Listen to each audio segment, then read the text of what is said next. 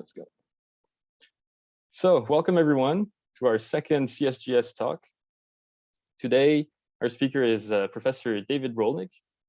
He's an assistant professor and Canada CIFAR AI chair in the School of Computer Science at McGill and at Mila. He is co-founder and chair of Climate Change AI and the scientific co-director of Sustainability in the Digital Age. His research focuses on applying machine learning to mitigate and adapt to the climate crisis, and also on the mathematical understanding of neural networks. Previously, he was an NSF mathematical science postdoc research fellow at the University of Pennsylvania, working with Konrad Körding. He received his PhD in applied maths from MIT in 2018, co-advised by Nir Shavit, Max Tegmark, and Ed Boyden. And before that, he was a Fulbright Scholar at the Freie Universität Berlin and did his undergrad at MIT. So welcome, David, and I invite you to share your screen. Thanks so much for having me. It's a pleasure to be here. Please, everyone should feel free for this to be free form, throw out questions at any point. There should be some time for discussion at the end, but really feel free to ask questions at any time. Let me share my screen. Can you see? Yeah. Great. So I'm gonna start out, given the wide range of backgrounds that people are coming from here, with some context on climate change. I don't think it needs much introduction, but climate change is arguably one of, if not the greatest problem that humanity's ever faced. And we are already seeing increasingly severe effects worldwide, everything from fires to droughts to flooding to ecosystem collapse, here a coral reef, but in many other ways as well. And those effects are different throughout the world and disproportionately impact already disadvantaged communities. So everywhere is hit hard by climate change, and those places and communities that are hit hardest are often those that are already disadvantaged. This is the case with a lot of societal disruptions, but it is the case with climate change, both because societal disruptions in general tend to disadvantaged or already disadvantaged communities, but also just because of some of the way in which the chance of the way in which climate change's impacts hit particular parts of the globe, there ends up being a lot of effects of climate change in the global south in particular. But this is the case also with communities within any particular region. What do we need to do with respect to climate change? We need net zero greenhouse gas emissions by 2050, according to the UN. However, emissions continue to increase every year, with the exception of last year because of the COVID-19 pandemic. There was a brief blip, but now emissions are right back to increasing. So not only not decreasing fast enough, they're not even decreasing at all, they're increasing each year. I'm often asked, is it too late to tackle climate change? And I dislike this question because first of all, if it's a yes, no question, the answer is definitely yes, it's too late. There are many people who are already dying in Canada and elsewhere as a result of climate change. And many more will die regardless of what we do now because of the changes that we are locked into already. Many more than have currently died will die regardless of our actions. However, it is not an on-off switch. Climate change can be very bad, or it can be really, really bad.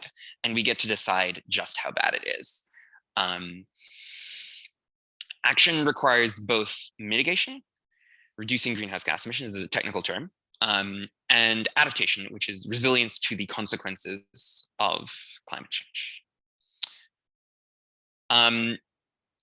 Also climate science, which refers to understanding the science of the climate. So that's like within earth sciences-ish. Mitigation, adaptation, and climate science is sort of the three areas of work on climate change. Now, as a very rapid justification of why this problem is hard, why we haven't solved climate change already. Here you can see the world greenhouse gas emissions in 2016. This is about mitigation, about where the greenhouse gas emissions are coming from and why we haven't already solved the problem. It's very easy to think, oh, if only people would fly less, then we could solve climate change. This is all of air, rail, and ships and pipelines. That's only 4.3% of global greenhouse gas emissions. All of those things together. Road travel is bigger, but that's including like personal cars and trucks and buses and everything. It's 12%. Even all of electricity and heat is not that much. I mean, it's big, 30% is a lot, but there are so many individual things and all of them are big. One shouldn't think, oh, this thing isn't as big as I thought. It's just the sheer scale of them. There's so many different things that are contributing. For example, simply making cement contributes 3% of global greenhouse gas emissions, both because of the energy required to make the cement and also because of a quirk in the chemical process that means that heating lime directly emits carbon dioxide. Agriculture emits a lot of greenhouse gas emissions, which actually are mostly not carbon dioxide. They are other greenhouse gases. So most of the greenhouse gases are CO2. We've here converted to the effect upon the climate. So most of the effect is CO2. Some of it is methane. In this case, a lot of it coming from livestock and manure, particularly cows. And nitrous oxide also coming from agricultural fertilizers. So a lot of different causes, several different greenhouse gases. One can think of that as a problem. There is no one thing that we can do to solve climate change. One can also think of this as an opportunity. There are many ways to have an impact because there isn't just one thing that needs to be done. All of these things need to be done simultaneously. So,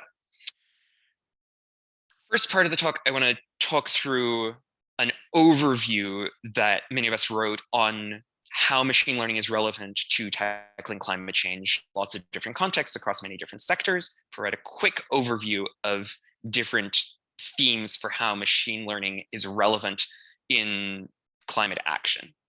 And then want to dive into some particular applications within my own group here. So, and again, please feel free to interject with questions in the chat. I can stop for a moment. What questions do people have?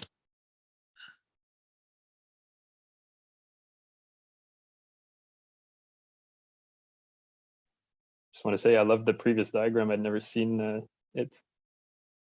This one? Yeah, this is World Resources Institute. So thank you very much to them for making this. This is 2016, so it's a bit out of date.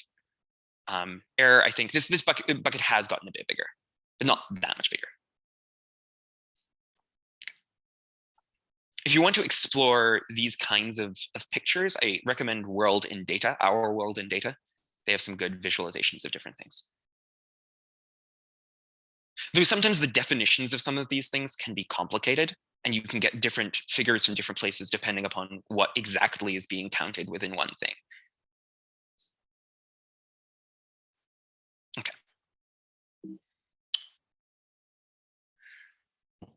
So let's look at some overarching themes for how machine learning can be relevant in climate action. The first one that I want to touch on is distilling observed data. Taking raw data and making it into usable information. One can think of the various pathways to impact for machine learning or other technology in actually affecting change. And here, the pathway is often informing decisions made by policymakers, decisions made by companies, decisions made by individuals, or decisions made by researchers. Really understanding large data sets that don't give their insights immediately. Automatic labeling is often useful, in particular satellite images or large bodies of text. So computer vision or natural language processing can be very useful. Here are some examples. Tracking greenhouse gas emissions, either by literally looking from hyperspectral satellite imagery to work out where different emissions are coming from. You can see with hyperspectral imagery, methane and other greenhouse gas emissions, point sources. You can also see proxies for those things, like people have been using computer vision with standard satellite imagery to work out when different power plants are on, for example, to gather kinds of info that we may not otherwise have. Infrastructure data. Most parts of the world, we don't know where the buildings are or other aspects of the built environment. In the US, there's no database of solar panels. In Germany, there is. That means that we don't have the ability to determine how solar panels affect the electrical grid around the US. Now, that means that when we're trying to shape policies around that, that's a problem. And balancing the electrical grid becomes a problem. This is because like solar panels are often privately held and they're very decentralized, sort of everywhere. People are using computer vision to pinpoint where the solar panels are around the US. Pinpointing deforestation. In many places, the bottleneck to preventing deforestation is enforcement. This is not always the case. Sometimes policies allow deforestation or there is deliberate lack of enforcement at the national or regional level. But sometimes it's literally not knowing where the deforestation is happening and having a sense of that in real time is really useful. Having a sense of where it is happening is also useful in putting pressure for on different entities to change policies. So there is machine learning being used in working out where deforestation is, also how much carbon is stored in different parts of the world, in different forests, what's called carbon stock estimation. So, you know, the level of trees or the level of peat bogs, which store a lot of carbon and other things. Those are all mitigation applications, so reducing greenhouse gas emissions. Now, how about adaptation? For example, evaluating coastal flood risk. There was a big paper in Nature fairly recently using computer vision, again, on satellite imagery to work out what the communities are at particular heights above sea level to work out where, like very precisely, where cities are at risk from coastal inundation as a result of sea level rise and increased storm surges caused by climate change. Those are all computer vision applications. As a quick natural language processing application, parsing company reports for relevant information. So finding climate relevant financial disclosures, for example, to help inform financial decisions and align financial systems with climate impacts, build in incentive structures and guide policy. Okay. That's one theme. Next theme, improving efficiency. Operation of complicated systems, optimization, sometimes traditional optimization tools. I'm talking about machine learning, but even outside of machine learning, often optimization and control can be really useful here. Sometimes there's reinforcement learning if you're looking at machine learning tools. Controlling heating systems efficiently and cooling systems is a good example here. A famous use case was Google using DeepMind algorithms to reduce the energy needed to cool Google data centers.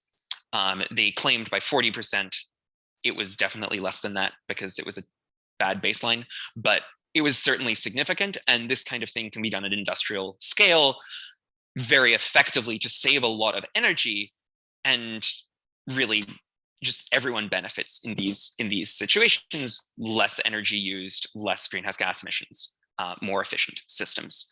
And across various industrial applications, there are also some such efficiency applications. Optimizing supply chains, including picking suppliers and freight routing, so where should trains go, interfacing between different modes of transportation, and reducing waste in situations like food oversupply, with like supermarkets ordering food, for example. Demand response is another application here, moving around demand around the electrical grid so that it occurs in places, in particular times, that where there's more electricity available. So if you can run your dishwasher at any time of the day or night, pick a time where there is more electricity or where that electricity is coming from lower carbon sources. and doing that at scale, in industrial applications instead of just in personal homes. Okay. So here are some applications of efficiency improvement. Another theme is forecasting, so proactive planning and scheduling, time series predictions from an algorithmic perspective. There are a lot of applications here. One family of applications has to do with predicting supply and demand for balancing electrical grids. So we are very bad at storing power on electrical grids. Our batteries are good for small amounts of power, but they're not good scaled up to the electrical grid. As an example of state-of-the-art batteries, in the southwest of the US, like New Mexico or Arizona, there is a battery which stores power from the electrical grid. When there is too much power, they haul a train car full of rocks up a mountain with the excess power. And when they need more power, they let the rocks fall back down the mountain. And that powers a dynamo and generates electricity. That is how bad we are at batteries. That state-of-the-art batteries include rocks. Where there is water, people do this with what's called pumped hydropower, so moving water into a reservoir and then letting it flow out, which is better than rocks. But it's still not perfect. And not all places have access to water, which is why this rock stuff is happening in a desert. They didn't have access to water. But point being, batteries are bad, so we need to really balance the electrical grid from moment to moment. Have a good notion, that means, of how much demand there is at any particular time and how much supply.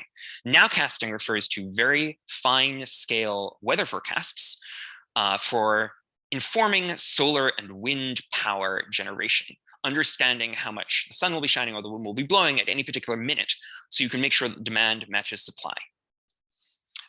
Similarly, understanding demand is really important, and forecasts of demand are currently done in a very ad hoc way. They don't utilize all the data that they could be utilizing.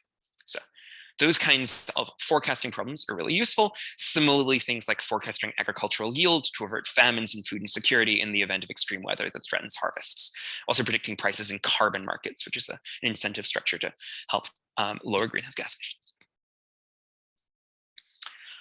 Accelerating simulations is another theme. A lot of people from machine learning have suggested the idea of taking a big machine learning model and just learning the Earth's climate. This is a bad idea for a bunch of reasons. First of all, we have very good physics-based models of the Earth's climate. There is no need for machine learning to do that. Also, machine learning is not good enough. You couldn't just take a big LSTM and have it learn the Earth's climate. Unfortunately, climate is vastly too complex. The only way we can make sense of it is with an understanding of the physics. However, or at present, however, there are certain pieces of climate models and other physical models which are very slow to run. And one can use machine learning sometimes to speed them up. Approximating the output of time-intensive simulations, little pieces of climate models, weather models, or physics for aerodynamic vehicle design or electricity scheduling. In all these cases, we know how the physics works, but sometimes calculating it exactly is time-intensive with differential equations or other constraints. And so this is a setting where sometimes having a particular piece of the model approximated using machine learning is valuable. Why do we need these things to run faster? Well, climate models sometimes take months or years to run. They are very, very slow. And also because they're so slow, we can't have very fine-grained predictions. If we were to, for example, try to work out the exact effect of climate change on Phoenix, Arizona, which happens to be very special in that, like many other places, the effects of climate change are very localized. Phoenix is warming much, much faster than the surrounding area, even just relatively short distance outside, because of the weird aspects of the physics. So if we want to have these local predictions that can guide decision-making, we need to have faster algorithms that can be run at scale, higher spatial resolution. This is called downscaling in climate science, which is very confusing because it's actually upsampling. Okay. Final theme I want to touch on the previous theme. Sorry, the question? Yes. Yeah, are we able to like bound or quantify the uncertainty related to like approximating stuff Great with question. machine learning? Great question. So this is a cutting edge area of work. Uncertainty estimation is an excellent area of research in machine learning, and this is one of the areas where it's really, really useful. So I guess suffice it to say, yes, it would be great. We don't have this done. We don't have the models for it, and this would be a great place to use them. Accelerated experimentation. Supposedly, Edison tried thousands of different materials for a light bulb before settling on one that worked particularly well, carbon filament or whatever. And we would like to be able to design next generation climate technologies much faster than that. There are a lot of things that need to be designed to in the material science space for better climate action, everything from batteries to photovoltaic cells to carbon capture sorbents to catalysts for generating fertilizer more energy efficiently. 1% of the world's greenhouse gas emissions comes from production of fertilizer because it's so energy intensive using current catalysts. The way that machine learning can be relevant here is in not replacing scientific experimentation, but suggesting what experiments will be useful to try. So augmenting human intuition and reducing the amount of experimentation that's necessary. This is also being done, for example, in drug discovery. Okay, so here are the 5 themes that we've seen: distilling data, raw data into actionable information, optimization and control, forecasting, accelerated modeling, and accelerated experimentation. So some overarching considerations and themes here. First of all, there are lots of different skills and tools needed to fight climate change. Machine learning is just one of them. If I were giving advice to people on how to fight climate change, I wouldn't say go learn machine learning, probably. But since those of us in this room have experience in computer science, this is a very valuable tool that we can use in being part of what ultimately needs to be a global fight with everybody using the tools they have. In all of these cases, machine learning is useful when it's matched to an existing bottleneck and serving filling a gap in an existing field alongside strategies from that field or sector. It's not like machine learning comes in and just magically saves the day. It's machine learning plus chemistry, machine learning for climate science, or machine learning for power systems, and so on. It's also worth remembering that algorithms optimize for the objectives that they're given, and you really have to think very carefully about what problem you are solving to make sure that it is actually something that is useful, or even not making the problem worse. So as an example of how optimizing for something doesn't necessarily mean making climate change better. If you were optimizing for reduced costs and sort of efficiency, one set of efficiency for supply chains, there is an example of a company that fishes for shrimp in Scotland, then sells the shrimp in Scotland, but in between ships the shrimp to China for processing and then back to Scotland for sale. This is the way to optimize for cost because the processing is cheaper in China, or it was at the time that I learned about this. Optimizing for something, even if you're doing it effectively, doesn't mean always optimizing for everything that you might want to be. Sometimes optimizing for cost is not the same as optimizing for energy efficiency or for reduced greenhouse gas emissions. Often these are aligned, they're not always aligned, and sometimes it takes a bit of work to make sure that one's objectives are aligned in the way that one was. It's also worth remembering, machine learning is neither intrinsically good nor bad for climate change. I think that probably overall machine learning is making climate change worse. This is not for the reason that you might think. People often talk about the energy consumption of machine learning. that is relatively small by comparison to the other ways in which machine learning is making climate change worse. Machine learning is being used very extensively in applications that are definitely increasing greenhouse gas emissions. Recommender systems that are designed to increase consumption of goods are hugely increasing consumption, almost certainly. Machine learning is also being used quite extensively by the fossil fuel industry in oil and gas exploration and extraction. Now, there are applications in fossil fuels that decrease greenhouse gas emissions, but accelerating the exploration and extraction of fossil fuels is not one of them. The fossil fuel industry is expected to make $500 billion more in profit by 2025, thanks to machine learning and analytics. That's just by 2025. So when you think about how machine learning is being used, and you think about what the hammer is being used to hit, and think about how AI for good is really a consideration we should be adopting for all the applications of machine learning. As much as we add some good applications of machine learning, if the vast majority of machine learning applications are ignoring climate impacts, that's bad.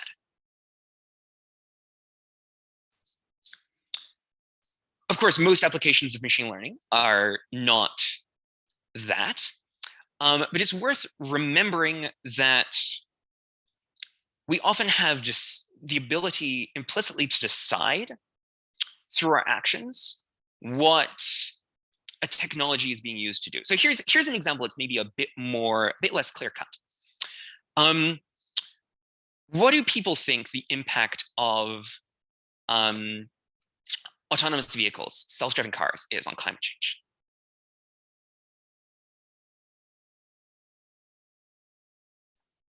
If it leads to more people using cars, then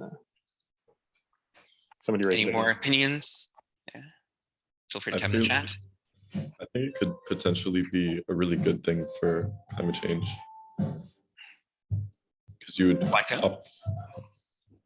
you could optimize routes, fewer cars on the road, possibly if there's increased car sharing. Yeah, I'm not exactly sure, but I think it could be helpful. Oh, less idling, a lot less idling. Like yeah. More thoughts? Okay.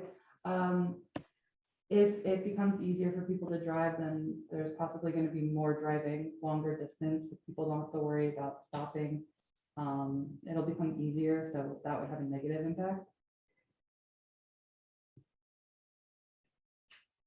I'm hearing a lot of different things, and there is disagreement.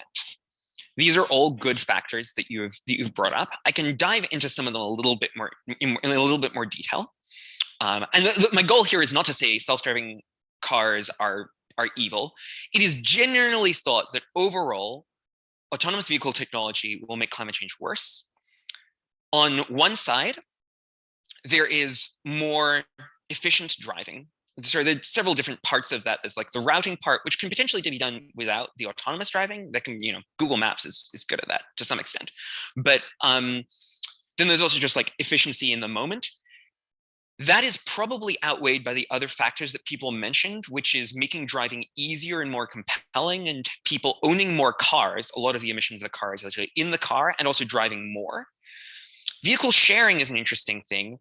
Vehicle sharing algorithms are not necessarily, those are sort of independent from autonomous driving, not completely, but there is no guarantee that vehicle sharing will happen more as a result of self-driving cars.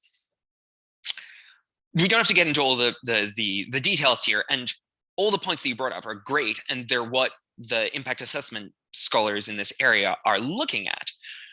But I think the point that one should take away here is how one is designing the technology really matters. Even if you're picking a single technology, even if it's not like, am I going to work for an oil company, or am I going to work for Greenpeace? If Greenpeace does like machine learning, I don't think they do.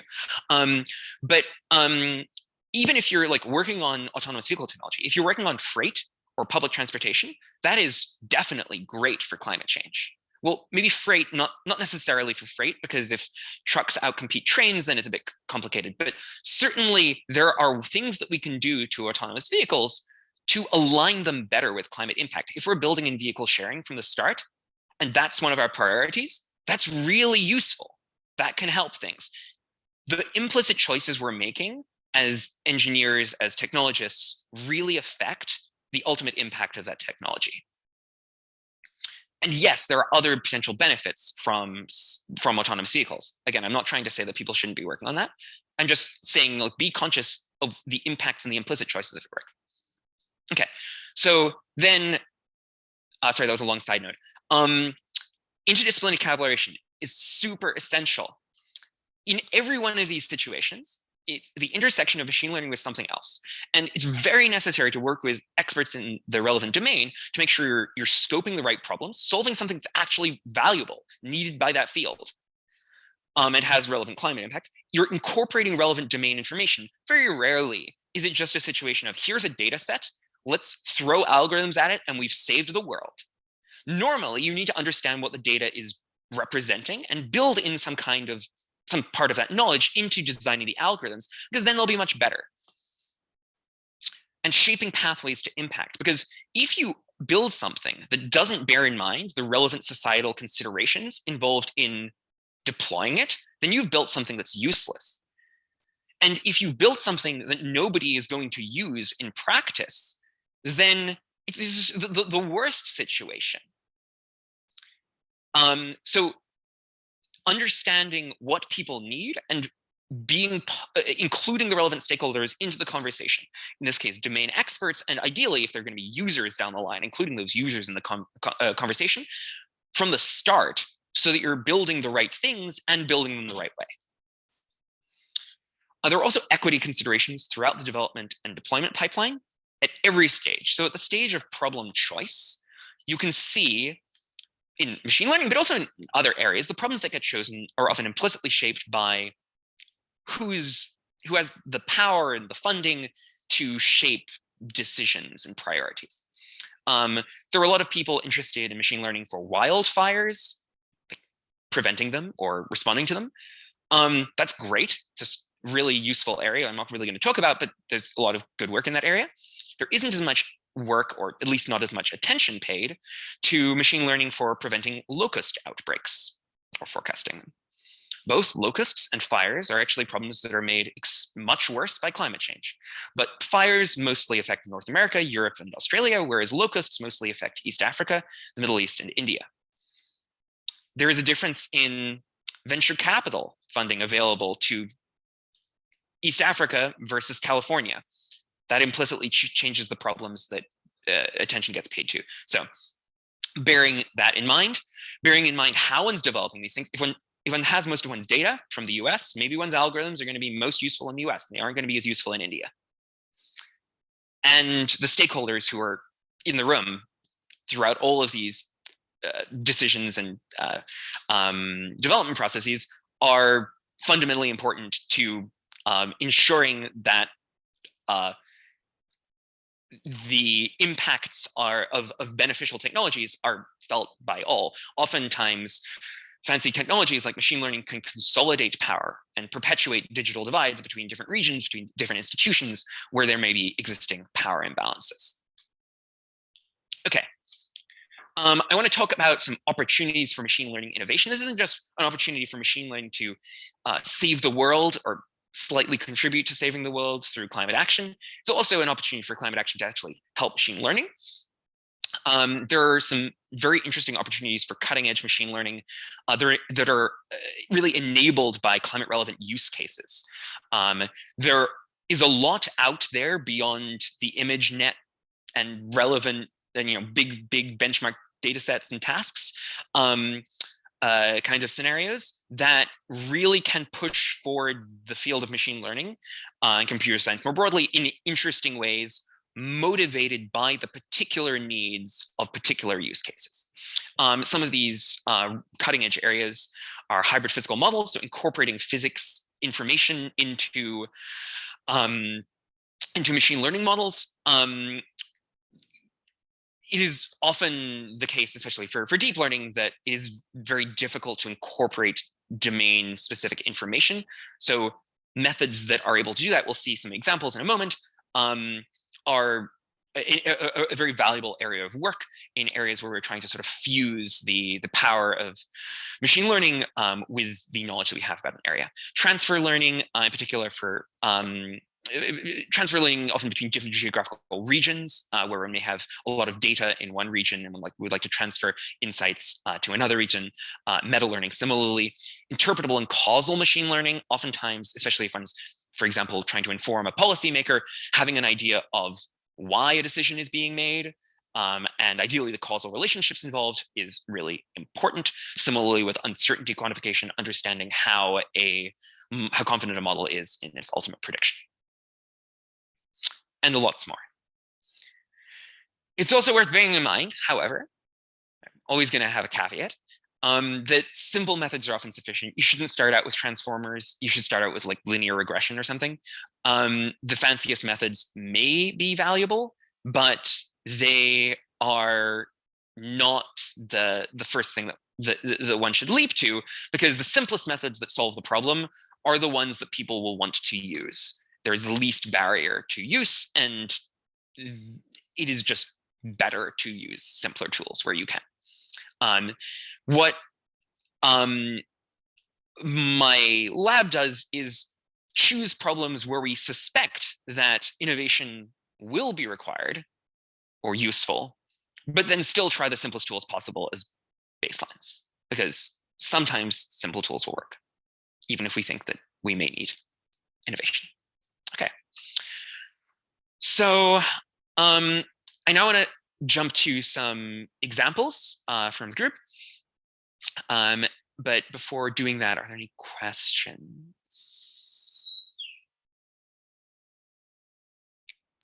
Okay. I have a very general question. Great. That you might want to address at the end. Of course. But I'm wondering how impactful quantum computing will be in this whole space, because it gives you so much more power, computational power. I don't know too much about this, but there is I'll share a link at the end of a group of people trying to look at quantum computing applications in climate change. And you can look at their report more. It's sort of like the Tackling Climate Change with Machine Learning report, only for quantum computing. That was their goal. Great question. Okay, so here's an example use case. Balancing the electrical grid, it turns out, requires solving a non-convex optimization problem. This is working out how much power should be generated at each individual generator on the electrical grid in order to meet demand, given the constraints on the electrical grid. It is given by this quadratic optimization problem. You're supposed to minimize this cost while satisfying these constraints, which include demand here, and this is also includes the demand and sort of the constraints on the electrical grid, electrical flow on a graph network. And then these are some just inequalities saying that power and the power and voltage can't be like outside certain bounds. Okay, so the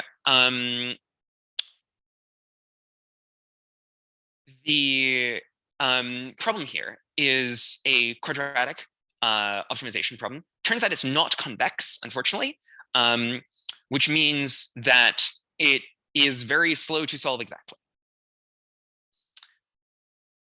Since exact solutions take too long, typically the way that things work is that grid operators will simplify the problem, they'll linearize it actually, and then they'll solve the linearized problem. This is extremely inefficient, that wastes huge amounts of power, and it wastes particularly large amounts of power with renewable energy, because renewable energy is often variable. Solar and wind power, as we've seen, changes from moment to moment, depending upon whether the sun is shining or the wind is blowing. And that means the constraints here are changing. So you have to keep on solving this problem many, many times.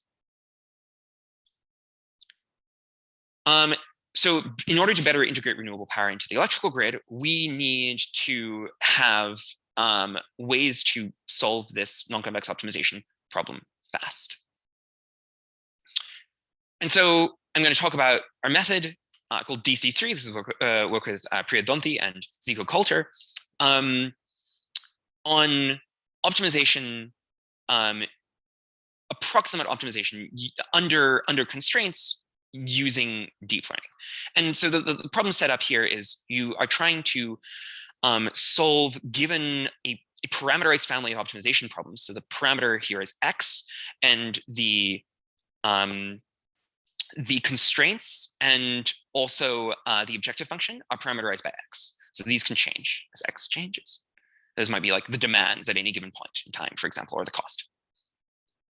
So you'd like to input the particular parameters X of the optimization problem, family optimization problems, and output the minimum Y. Now, the reason why this is particularly hard is that you need to make sure you satisfy the constraints. The naive way to do this with deep learning would be to penalize yourself for violating the constraints and add that to the loss function.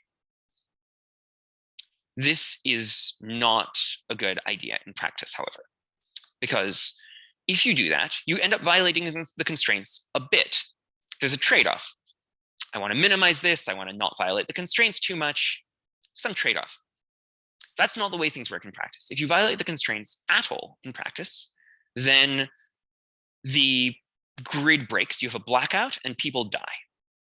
And nobody wants to implement an algorithm that could potentially lead to blackouts all the time. So you need to really satisfy the constraints. How are we going to make sure we satisfy the constraints? I'm going to give a quick overview of the approach. We take in our input parameters X, parameterizing the optimization problem. We throw them into a neural network. And then the neural network outputs not the full set of output variables, but a partial set. We're going to complete that partial set to a full set of variables, correct them so that they satisfy the inequality constraints, and train the entire thing end to end. Let's go through each piece of this. First of all, we're outputting a partial set of variables. The reason why we're outputting a partial set is because we only have a certain number of degrees of freedom. We have some equality constraints, and we can actually solve the remaining variables using the equality constraints. How do we do that? Well, depending on the equality constraints, there may or may not be a good closed form solution, but we can use something like Newton's method to solve for the remaining ones numerically. That sounds terrible for deep learning. Numerical solutions are really hard to differentiate through. And that's what is needed normally in deep learning. But we can get around this with a trick. We know the constraints of these variables that we're completing to with respect to the variables that we are predicting. And so we can calculate the implicit derivatives of some with respect to the others via the implicit function theorem. So we don't actually have to calculate the derivative explicitly. We can calculate it implicitly. So this will allow us to backpropagate through the entire thing. Yes. The neural network tries to predict the variables that you can't numerically derive? Yeah, if you had 100 variables and 10 equality constraints, then you would need to predict 90 variables, and you'd solve for the remaining 10 with the equality constraints. Okay.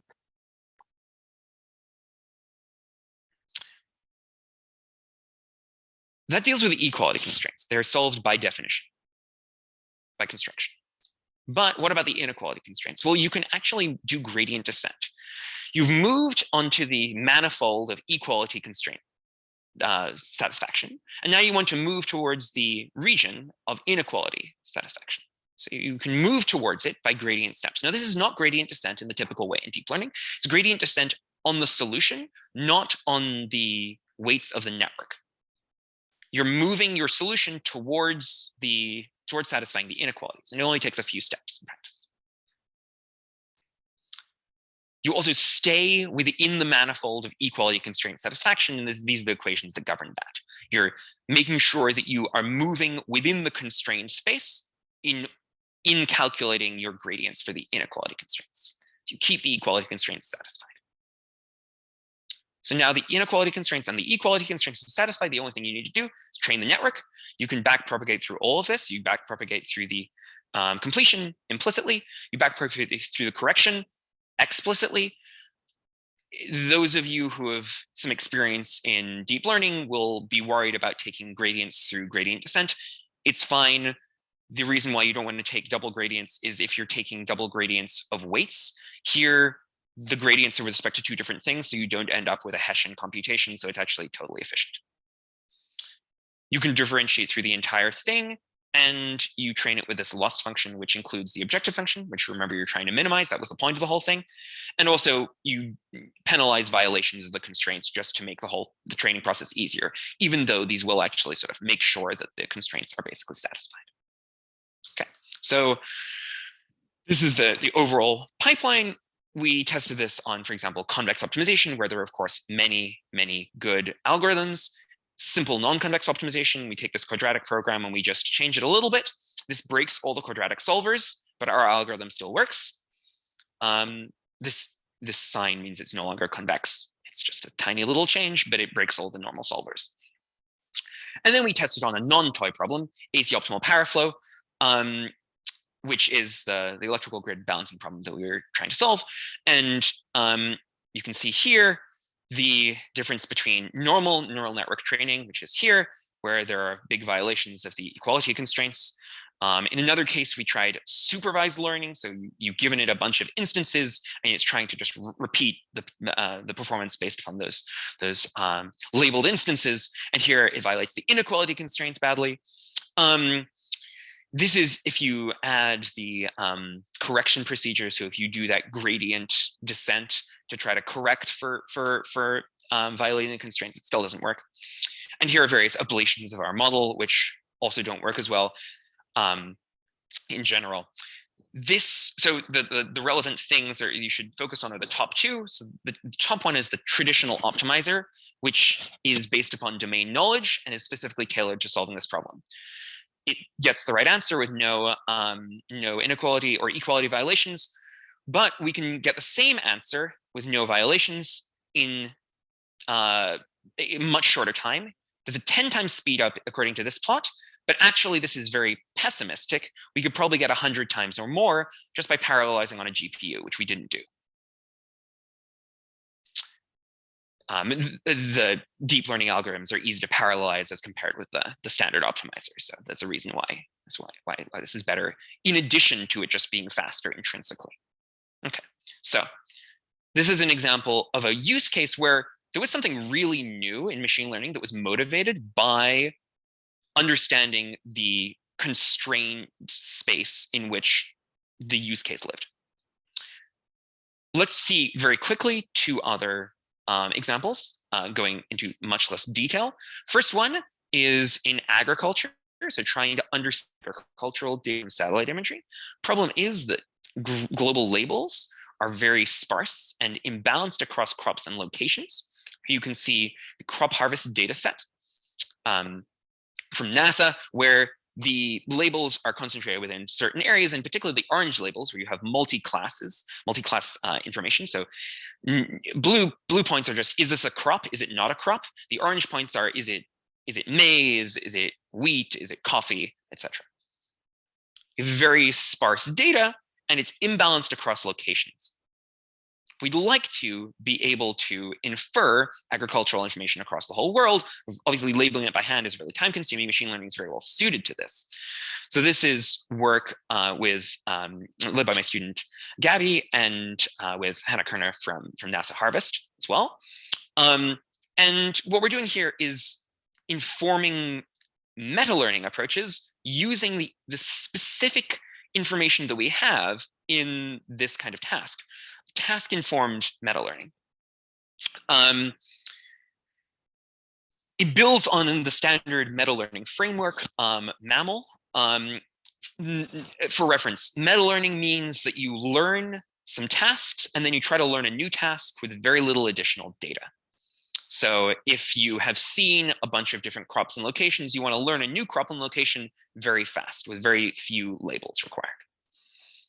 And what we build in is an encoder which captures auxiliary task information, lat long, and crop type, which is the information that we have at all of these data points with respect to these different tasks. So each task has a location and a crop type associated with it. We can generalize from learning about coffee in Kenya and maize in Brazil to be much faster when we are trying to solve the task of coffee in Brazil, because we've seen coffee before, we've seen Brazil before.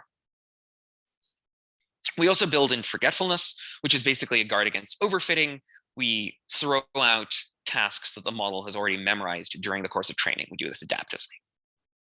And so one can see here that as compared both with other meta learning approaches, just basic mammal, and various other things like not meta learning, and just sort of simply pre-training on some of the original tasks and just trying to do transfer learning, we perform significantly better.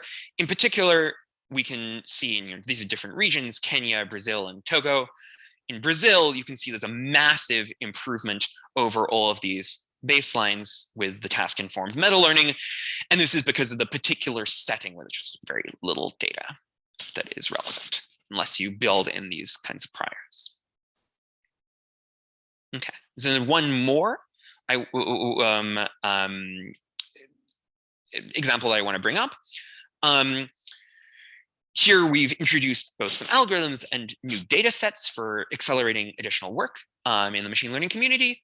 Radiative transfer is a key piece of climate models. It's basically just how radiation passes through different parts of the atmosphere or is absorbed. It's very time intensive to compute using exact physics. Mentioned that there are ways that we want to approximate certain of these physics computations using machine learning. And that means that we can accelerate climate models. This is work led by Zalvahullin Kachai and Venkatesh Ramesh, and together with our partners at Environment and Climate Change Canada. And so what we did was we introduced a new data set based upon the Canadian climate change model, the Canadian Earth system model, and we the inputs are just various parameters based upon atmospheric physics, like gas concentration, temperature, pressure, humidity, etc. The individual layers of the atmosphere. The output is technically these short and long wave fluxes at each layer. And trying to understand the physics properties of radiative transfer. And we just run various deep learning models on it and see how they perform in different contexts. I can go into this in more detail if people are interested. Just wanted to show basically an example of not just running some models, but also introducing new data sets to catalyze additional work, because oftentimes there's a lot of data available in another field, but it hasn't really been ported over to the machine learning context. Here we port it over in such a way that you can test out of distribution learning. The reason why these curves are going up is because they were trained in this regime and they're trying to generalize out further in time. And the concentrations of gases in the atmosphere are changing. That's what's causing climate change. And so the models are getting worse.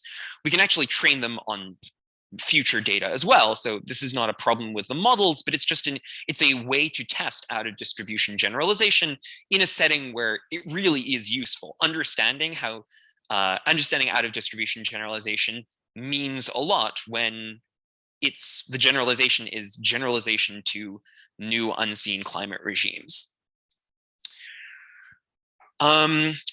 With that, I want to close by linking to some additional resources for those who are interested in this space, and calling out Climate Change AI, which is a global initiative that I helped found to catalyze work at the intersection of climate change and machine learning.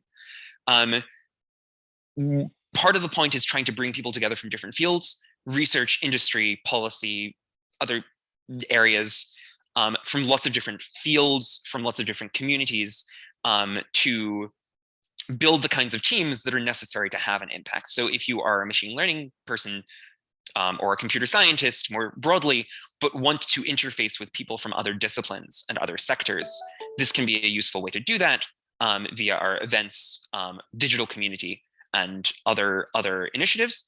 There's a lot of digital resources, a newsletter with readings and data sets, open positions, etc. If you're looking to explore the space, a lot of reports, including that big Tackling Climate Change with Machine Learning report, webinars, tutorials to learn more. And again, I mentioned a discussion platform to engage with other experts from around the world with complementary knowledge. We have grants programs. We just finished our first one. We also have a summer school, but again, the application set unfortunately just closed, but we'll hopefully have that again in future years. And we have physical events at NeurIPS and ICML and the UN Climate Change Conference and many other places. Look out for workshops at big machine learning conferences if you go to machine learning conferences. And you can also check out recordings of past events and accepted papers online. So with that, I think I'm already very slightly over time, and I look forward to additional questions and discussion. Thank you, everyone. Thank you.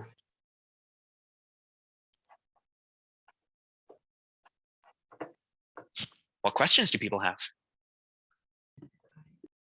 So let's see. Rose, you have Rosie. a question? Hi, yeah, thanks for the really interesting talk. I love the really broad overview of seems like there's so many interesting research avenues. I had a question though about just the timeline. If you think about how these research projects form and for example, once you have some sort of working model, what's the use case for these models? I guess I'm alluding to are domain experts or do domain experts use these new projects that kind of use ML in its application? Because personally from experience, I've worked on some projects with Environment and Climate Change Canada, and I find that a lot of times like you mentioned, domain expertise is essential for developing these applications, but we were there's often that technical gap. And also when we're trying to decide what deliverables to give to these atmospheric scientists, and the fast pace of machine learning applications these days, there's a bit of a gap that it's kind of challenging. So this is definitely a big challenge, and it'll depend upon the particular setting. Some settings are with the application is going to be in the research space, and so there's a slower time frame to deployment in some sense within the real world because it's research for research. Oftentimes that might be the case in climate science, though the stuff that we're building for Environment and Climate Change Canada is planning to be built into the Canadian Earth Systems model, but still that is a climate model, so it's another step removed maybe. And so there definitely is a lag. In the case of this agriculture work, we're working with NASA Harvest, which is sort of brought in by various governments. So for example, I think the Togo data set is because the government of Togo asked for NASA Harvest to help them monitor crop types right then using their algorithms. So there are settings where you really can be just helping create the things that are being used on the ground. It'll depend very much on the domain, what the time frame is, and what the pathway to impact is. And really understanding what kind of pathway to impact you would like can be very useful in helping decide what kinds of applications you want to be working on, whether you should be asking a company what algorithmic challenges they have in this particular space, building optimization. Or one of our other projects is with the Montreal Insectarium, where they needed various algorithms for identification of insects for scaling up biodiversity monitoring. And that was a challenge that they needed right then, and we could step in and fulfill that challenge. So oftentimes there really are these kinds of urgent challenges from stakeholders, but being in the room to fulfill that challenge is difficult sometimes. And building close partnerships is a great way, and knowledge of a particular complementary area. So, being at the interface of machine learning and biodiversity monitoring, or machine learning and power systems, can be really helpful in making sure that you're dialed in to what the challenges are, where you can actually have a meaningful impact right then. All right. Yeah, thanks. Yeah, it sounds like there's so many interesting opportunities for interdisciplinary work. I highly encourage developing a particular interdisciplinary expertise if you're interested in this kind of work, because being one of the few people who can speak two languages of machine learning and agriculture is very rare. And the agricultural people are so excited to find people who can speak their language, who have the tools that they need. It's despite the wealth of opportunities, there are very few people who have taken the time to actually be literate in two areas. And that doesn't mean that you have to be, an expert on research in materials design, but just being able to know enough that you can interface with people is very valuable, regardless of what your tools are. Makes sense. Thank you.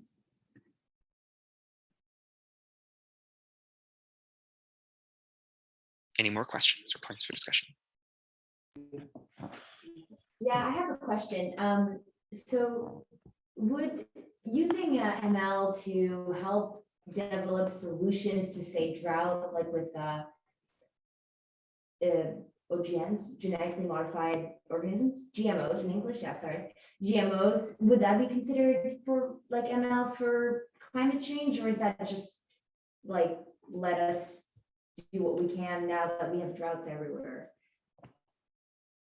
Oh, I mean, there could certainly be an avenue for machine learning in the context of bioengineering. Bioengineering itself is very hard. So machine learning on top of bioengineering can be harder. And so that would be my note of caution there. But absolutely, that could be a useful area of work.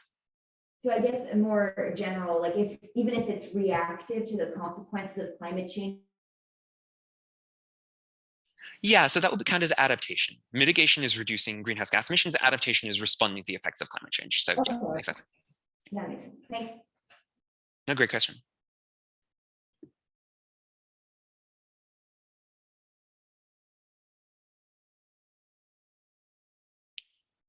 More questions? Comments? I have one about the DC3. Sure. So the power, the grid operators, let's say, they are using, they're solving the convex optimization or non-convex problem every second then, because it takes a second to run. Your method, DC3, are you retraining the model every time the constraints change, as you said, with the renewable powers, or do you train it once and then it's just inference? And that's... You train it once and then it's inference. Okay, okay. Though to be clear, it takes a lot longer for production scale. This was a not unreasonably small example. It was a standard test case that's used in the industry, but it is not as big as a grid might need to be, and it would take a lot longer in practice. So I guess I just trying to say that it would not be just a second probably in practice for a grid operator. That's one of the reasons why they're running it so infrequently and simplifying it. Okay, okay. They're actually not, they're not even using this optimizer. They're cutting corners and solving a linearized version of the problem. And that is that fast enough? Like what kind of... It's fast enough, but it's breaking the problem. It's simplifying it so much that there's a lot of inefficiency. But it's crazy also that that doesn't lead to blackouts and stuff. They must like... There's a particular way to do it in a responsible way. So I guess, another question in that vein, and like actually implementing these kinds of ML algorithms in production, like which of these different domain areas would you say has seen the most impact? I think they all need to be worked on, and I'm not sure whether the most impact is like some of the cutting edge areas, but even outside the cutting edge areas, there are a lot of great work that needs to be done. But I would think very much in terms of the area of application that you want to be working on and the tools that you have, and think about where in the intersection one can be impactful. One of the goals of that big Tackling Climate Change machine learning paper is if you go online to the summaries that we have of that paper, you can actually search by machine learning technique and by application area. You can see like where the intersections are. It is more important to use the tools that you have than to pick the most impactful objective application, which I'm not sure what I would point to there. No, I mean, I was more talking about what has actually been deployed like today. Okay, yeah, I mean, definitely computer vision approaches broadly are used fairly widely in various remote sensing applications. In certain industrial scale optimization problems, there is starting to be machine learning, but it's definitely less. It's more just starting to be deployed now. Those are two of the big ones, I guess. Okay, thank you. But I would like to see more work on this. It's very hard to quantify. Yeah, because like when you talk about oil and gas using machine learning, they quantify it in billions of dollars of additional revenue. It's an estimate. It's an estimate, and that it's not clear. Okay.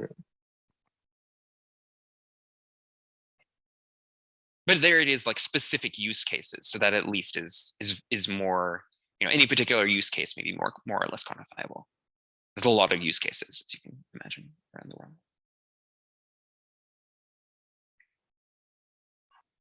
Okay. Hello.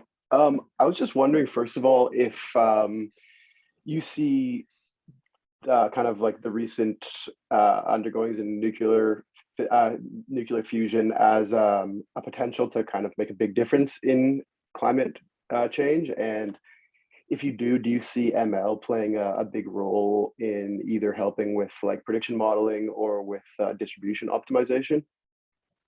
So the most recent point of intersection between machine learning and fusion is DeepMind's paper that came out in Nature just in the past couple of days on controlling magnetic fields within tokamaks, which is a particular kind of fusion reactor. So yes, it's valuable, but it's definitely a moonshot.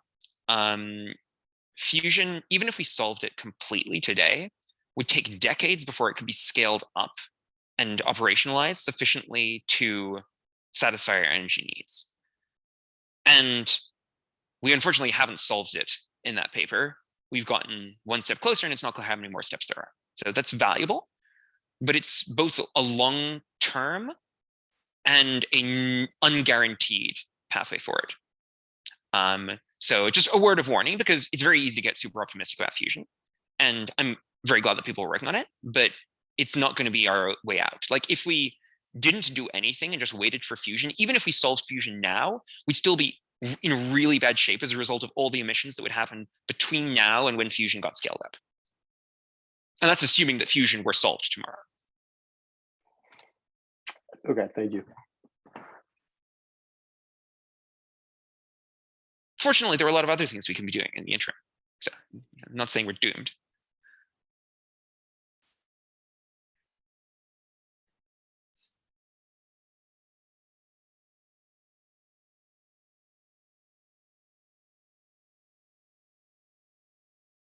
Okay. Last chance for questions.